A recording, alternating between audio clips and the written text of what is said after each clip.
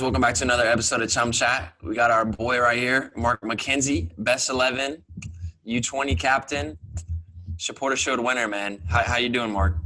No, I'm great, man. I can't complain. We're out here in Miami right now. So, the weather's nice. The sunshine is out.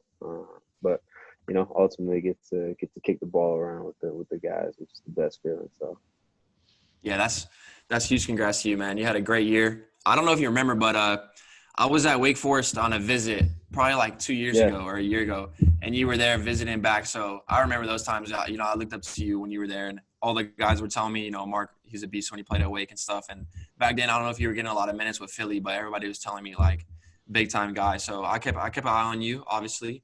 And this year, best 11. What's that like? Just to get to all the rewards and accolades that you got this year. Just what's that like to finally get rewarded for your hard work? Yeah, I mean, it was definitely a long time coming. A lot of work put into it. Even going back to like the Wake days, ultimately didn't get a lot of playing time, and finally got my shot in the ACC semifinal. Was ultimately able to do well and ran with it, and then came back to Philly.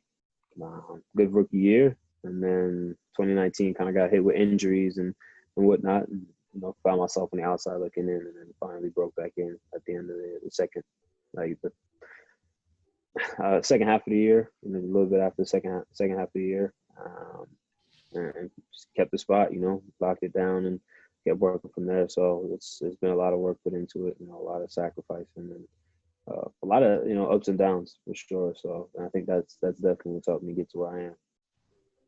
Yeah. Yeah. For sure. Here we talk a lot about actually the ups and downs. We've talked about that with PAX, talked about that amongst ourselves and stuff. How important is a good mentality to get through those ups and downs? Because obviously it's just a part of a footballer's career. It happens, injuries happen, it's inevitable. So how important is a good mentality to get through those moments? I think it's ultimately what dictates whether or not guys make it to the next level, because we see sometimes we can get caught up in what's going on around us and like, I want to keep going in the same path, but just how quickly things can change. Just take this year, for example, how much adversity everybody's been hit with, and going through a lockdown, people getting the virus, losing loved ones and family and whatnot. And it's a whole lot that goes on, whether it be behind the scenes or on the pitch, with the number of games we have to play, go down into the bubble and get injuries. Look at Dallas' situation. Dallas was at the tournament, had to ultimately leave the tournament, and now they had to get ready for the second half of the year without playing as many games as the rest of the league. So that's just one prime example as a collective, and then big scope of things. But as a player, going through those times where you're not playing or you're injured or not in favor with the manager, I think that's the mentality to dig yourself out of that hole, to dig yourself out of any kind of slump that you're in, and say, all right, I'm going to push myself even more. I'm going to, grind, and I'm going to take the extra 30 minutes after practice to put in the work on whatever I'm not, good at. That ultimately dictates how far you go. So I think every young player should definitely go through their fair share of ups and downs, because it'll only help them in the long run. I agree. Yeah, for sure. I think you're definitely got to look out for mentality too, just the way you lead, obviously with Philly and also the national team level. But no, definitely a lot of hard work put in, and obviously at camp right now. Just how's that going? I know you haven't been there long, but what's it like just to be back with the team and hopefully, I expect you to start versus El Salvador, but what's it like being with the team and representing your country? It's always, it's cliche to say, but it's always an honor and a blessing to be able to, get called up. There's so many guys, fighting to be in the roster, to be selected, to be one of those guys is huge. And that means there's so much more work to do, though, because it's easy getting there, but it's even more difficult to stay. We look at the All-European camp that they just had a few weeks ago, and these are the clubs these guys are on. So that lights a fire in each of our stomachs to say, all right, you know what, I'm gonna go harder, because I want to be in that group. World Cup's coming up in less than 2 years. Guys are fighting for those spots. We got Nations League coming up next summer. Guys are fighting for those spots. So it's a lot of work. It's going to require a lot of work, but at the same time, anytime you can get called up, it shows that a glimpse of what you can do, and then ultimately it's on you to maintain that level of play and continue to grow. We're gonna put you on the spot here. Do you expect yourself to be on that Nations League roster and on that World Cup roster? I mean, God's willing, man. That's the goal. That's the goal. So yeah, I'm not gonna stop working till I see it. But as long as I keep progressing, man, and it's again cliche to say, it's like every pro answer that you can think of, like, oh, I'm just gonna keep working at it. But it's true, So I got a ways to go. I got stuff in my game I need to work on, but look, I'm here for a reason, right? So just got to keep that confidence and continue to push till I see my name on the sheet. Humble man. Oh, yeah. I like it. I love that. Yeah, I love that. Let's address the elephant in the room, though. We've talked about your accolades. Fantastic season you had. Fantastic season the team had. Favorites for the MLS Cup. The reason you're there now is because you're not in the MLS playoffs anymore. What happened? How did that feel? Yeah, man. I mean, that's Kind of brutal, Johan. Way to deliver the question, man. Hey, we're honest nah. here. Look. It's all good. It's all good. Nah, it's the nature of the beast, man. We were playing a team. When you play a team in New England, there's so many times. I think ultimately, you guys know each other so well that at some point, the tables are going to turn. We were able to come out on the fortunate side, and in 4 out of the 6 instances, we drew one time coming out of the bubble, and then in the most important game, they're in form and they were able to get results. And additionally, they had Charles Gill back. He's a baller. So again, credit to them. They're a great team, a tough team, talented. And we just did not play well. Ultimately, it came down to us. We were in our home stadium. Supporter Shield came off of that, and looking forward to playoffs. And we just weren't clicking. In the first half, passes weren't connecting. We're on the same page defensively, shifting, sliding. The set piece, I lose my man for half a step and get punished on a wide free kick. We give up another, fluke goal, probably 5-10 minutes later. So it just wasn't a good collective performance from the group, and we'll take that to the chin. But ultimately we thought that we had a really good year to bring the club's first trophy back. History, is a real testament to a lot of work put in, but to go out and playoffs in that fashion was definitely a punch to the gut, and something that I think we're all going to look back on and really carry into this next season to add even more motivation. Yeah, I mean, at the end of the day, the question was brutal, but at least you took home a trophy, and Tanner can't say the same thing. But anyway, so how much longer can we expect you in a Philly Union jersey? We've heard the rumors, we've seen the rumors, everyone has, Yeah. I mean, look, until I'm not a Union player anymore, I can't, like, there's no real tell in this game. We all know like how quickly things can change. So, the goal is ultimately to play in Europe and to be there, to be playing for a top club and playing Champions League football. That's the goal. I'm not going to stop, striving until I get there. But as of now, I'm still a Union player. But God's willing, in the near, X amount of months, I'll be able to say I'm playing, over there in Europe against the best players in the world and competing at the highest level. So it's this will be interesting, next few weeks, just coming up, and God's willing, things go accordingly. Yeah. Would you say it's always been your dream to go to Europe, or has it been like, what age did you really think that it was possible for you to go to Europe? I would say it's probably, let's see, probably my 16 year in the Union's Academy.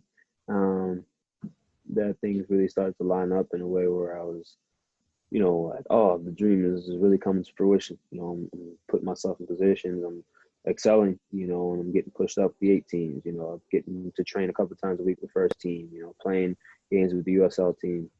And I was at that point that I was like, yeah, I mean, I can definitely see myself playing over there. But I'd probably say the second half of my U16 year was when it really clicked for me. And by the time I got to U18s, it was like Europe is that's the dream, that's the goal, So once I started playing first team football, that's the, the launching pad to take it even up a notch.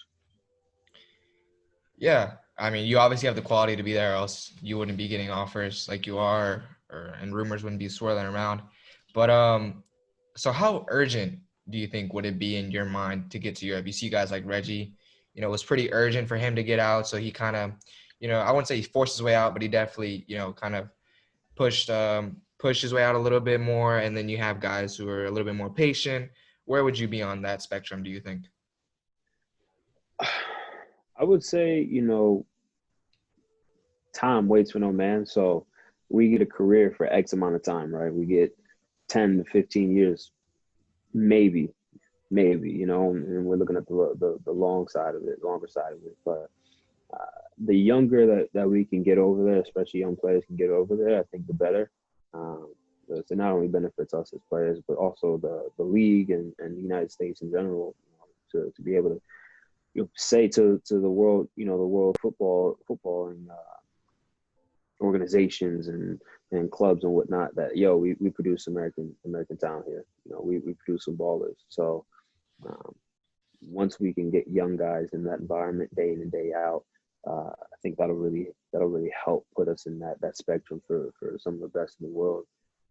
For me, I'm 21. I'll be 22 in February. So to get over there is of the essence. I wouldn't say it's rushed, by any means, but again, time is still ticking. Not getting any younger. I'm looking at the team now and like we got guys my sister's age and she's 4 years younger than me. On the team. So that's just the again the nature of the beast. So for me, I definitely want to get over there sooner than later. But I'm not gonna rush a move, and end up in a situation where it's not best for me, best for my family. Yeah, I think that's right on the head. I mean, you definitely got to gauge every option. A lot of people think that it's just a choice of the player. Like, yeah, I want to get to Europe, so I'm gonna go. But obviously, if it's not in your best interest, if it's not the right club, if it's not the right fit, then it doesn't make sense. But Exactly. moving on a little bit. So we have a question here that we always ask all of our guests. It's our go-to, and we love it so much because it varies from person to person. So we try to define success. And so I'm going to ask you, what is your definition of success, and do you think you've achieved it yet? Definition of success. Let's see. I mean, for me, success would be. Let me get this wording down before I say it. Hold We got them speechless. on. Success for me would be looking back in 10 years and saying to myself, I wouldn't do a single thing over again. Of course, I'd want to maybe modify some things, but going back and say I wouldn't change things because they lined up the way they were supposed to, even with the goods and the bads. I think it would be saying, looking as a collective body of work, saying my life, it lined up that way because of decisions I made, and even if I didn't make the greatest decision at that moment, I was able to recover, pick myself up, and come out better on the other side of it. So I think that's very like in the air, very like it's not a direct answer, but in life, I think that's just the approach I've had. We can nail success to how much money we make. We can nail success to what material items we have, but ultimately, if you can't look back in your life and you have regrets, you say, I should have done this, then for me, you weren't successful. When you can look back and say, yeah, I did that. I would have changed things if I did it. I would have done it differently or went a different route with it, but ultimately I did it. I think that for me would be the biggest testament to success. I agree. I agree with that 100%. That's a great answer. Yeah, I think as long as you do solid. something, and you're okay with doing it, obviously it's easy to go back after you did it and be like, yeah, I would have changed this. But if you did it and you did it, and you committed to it, that's all you can do. Yeah, Exactly. for sure. But do you think you've achieved success so far, or no? I do. I think so far, I'm not saying that I'm done, but I Right. think I wouldn't go back and change the decision because I think every step of my life I've gone through ups and downs, but I've learned a lesson from each level I've been through, whether it be looking back and saying, all right, well, I had the option to sign with the USL team, but instead I chose to go to Wake Forest. When I got to Wake, I didn't play as much, but I learned another lesson there. You know, I was away from home, away from my family, friends and loved ones. You know, how do I adjust? How am I able to adapt to adversity when I'm not in favor? And that set me up ultimately to now sign pro. You know, what does it look like coming into, you know, although you were in the academy, coming to a new locker room with new faces, now guys fighting for the jobs. How do you adjust to that? You know, going through 2019 injuries and whatnot, and going to the World Cup and not playing as much. How do you adapt to being named captain but sitting on the bench? You know, how do you adjust to now coming back from the World Cup and being sent down to the USL team? You know, and how do you get yourself back into the first team picture to now? You know, so I wouldn't go back and change any of the decisions that I've made. Of course, going back and maybe modify and adjust, but I think so far that they've helped me, you know, in different ways and lined me up to have further success. So. I think that's a great answer. You know, we've had a lot of different answers on the podcast with guys bringing in different things, but I think that's a solid answer. And the way you kind of look at it is, you know, success more of a day-to-day things. You know, we ask guys, you think you're successful? And they're no, and they've won trophies, they've gone to World Cups, and it's like, how do you say you're not successful? But it's not a yes or no. I think it's more of like as your life prolongs, you can get more and more successful, and I think that's what you're looking at. But another question we like to ask is, Mark, do you have a significant other or not? Yeah, I got a girlfriend. Yeah. Okay, yeah. so Mark. So this significant other, man. So before you signed pro, before y'all won the ACC tournament at Wake, was she there? She was not.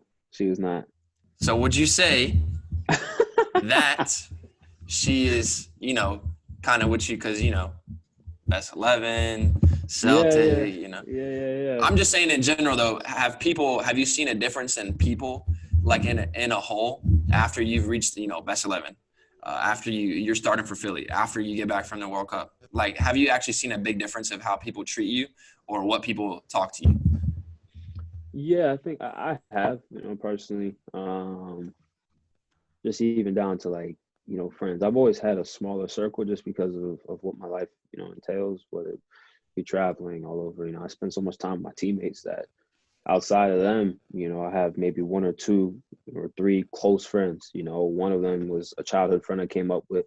One was a friend I met in 7th grade, and another was a friend I met in 6th grade. So I've been riding with these people, and a couple more that I can name. But aside from that, I haven't really had a big circle, and I've had I wouldn't call them friends, you know, I call them like associates or acquaintances. Right. You got in school, for example, say you got, you know, friends, we call them friends, but people you see every day, you know, you may not open up to them and dive into detail about your lives and everything like that, but you see each other and you communicate with one another. So from that perspective, yeah, I've definitely seen people come in and out of my life, you know, and say, oh, wow, congrats, you know, and this, that, and the other, and then disappear. And then the next accolade or achievement comes up and, oh my goodness, you know, let's link up, you know, let's go out and, go out some lunch or get some breakfast or whatever it is, you know. And as I've gotten older, I've been able to really pick apart those, you know, and tell the difference between those who are genuinely for me and not genuinely for me. So yeah, as I've climbed the ladder of the football world, I've definitely seen people change up and come in and out. But you know, in terms of my family, my loved ones, and my inner circle, nah, they've been riding with me, and you know, even when it's not great, you know, and picking me up, and even when I'm soaring high, you know, pulling me back down in case, you know, keep level headed because things change real fast. So yeah, my girl, she came on the picture about a year and a half ago. So she was like in that middle phase, but she went through a grueling process, you know, of trying to really make sure that things are genuine. And my family are really good at picking that out too. So you know, credits to my moms and my sister for that. But yeah, it's definitely been a roller coaster in terms of that. Yeah, I So think you that's would, important. Yeah, go for ahead. sure. Yeah. So yeah, I was gonna say you would agree that obviously having a really tight circle is important to a footballer, someone who's maybe in our profession. I mean, you can be criticized by the media and like for Hmm. anything and stuff like that. So I think, yeah, I mean, being able to rely on a couple close people to you is really important because you don't want to go through that alone or go through that with fake people, obviously. So I think it's really important.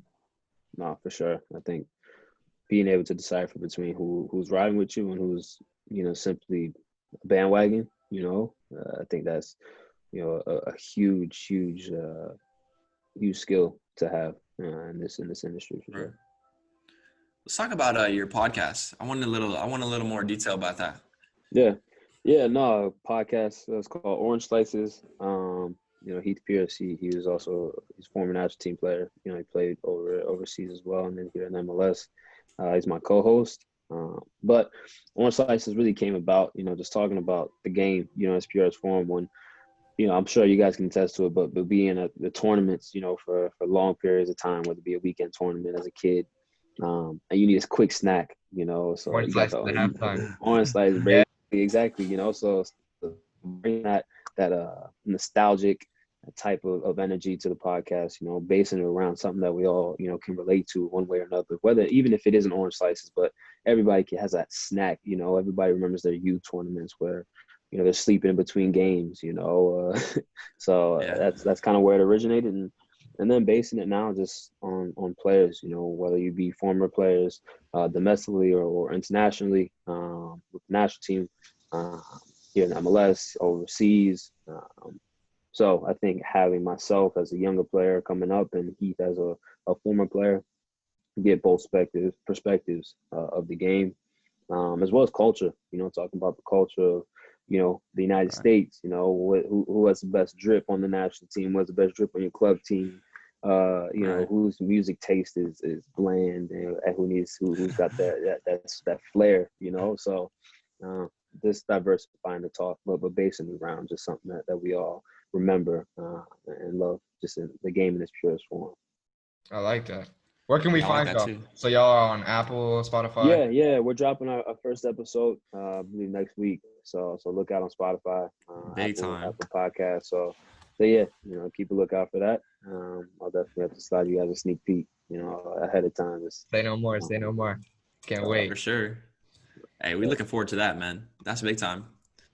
No, so one thing maybe you should talk about on that, but we're going to ask you first here is, okay. I'm sure people want to know because you played with some great players. So you're playing against the best guys in the world.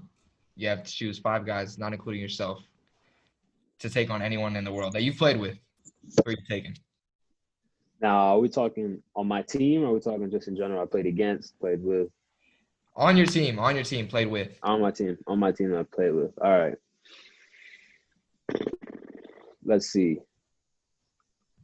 5 aside, take on anybody in the world. We're gonna go with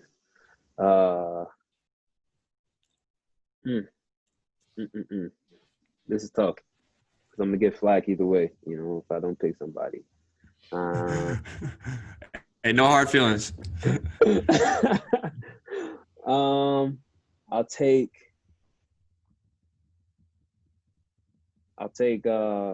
one. I gotta go my Philly boy, Anthony Fontana. He's a straight footballer, Italian flair, technique like I've seen the other. So I'll take him. I'm gonna take another Philly guy, Jameer Montero, real freestyler. Okay. Serginho Dest. Oh. Okay. Mm-hmm. I'm gonna take.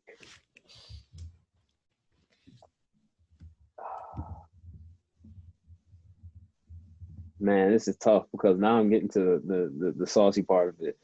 I'm gonna go with Jonah Gonzalez. I play with him in the youth national team. He plays for Monterrey now. Okay, yeah. He's a baller. What am I at 4 now? Yeah. I need a forward. I'm gonna go with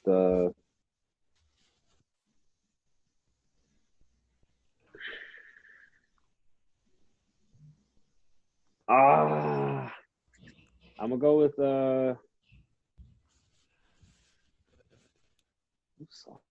need some ice. I'm gonna go with Timo. Timo, my boy. Timo, my boy. Okay. Timo, Shout out. He just got an assist in the Europa League. Yeah. Sure. Shout out him. So hey, I'm betting on that team. Even if they facing Ronaldo and Messi, I'm betting on that team.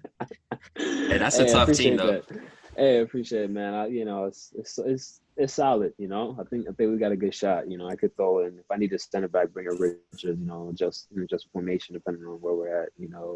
So Tyler Adams if I need that work, that composure in the middle of the park. So we'll see. Yeah, but I'm going with that group. I like that. I like that. Hey, and when I you like that. when you make the full jump to Europe, obviously you'll be able to upgrade your team. So we'll bring you back so you can upgrade your team. For sure. Yeah, for sure. Now, last question that we want to ask, for future of ChumChat, who would you like to see on ChumChat next? Who would I like to see next?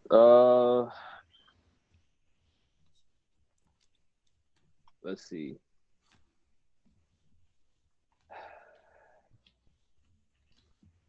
I'd probably say you need somebody with personality. You need somebody. Have you had Richards on here yet? Yeah. Yeah. Yeah, Richards. Okay.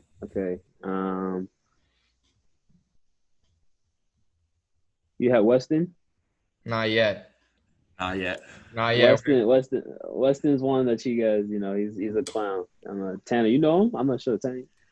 I've met him a few times. I mean, he's a Dallas boy, but nothing serious. So yeah.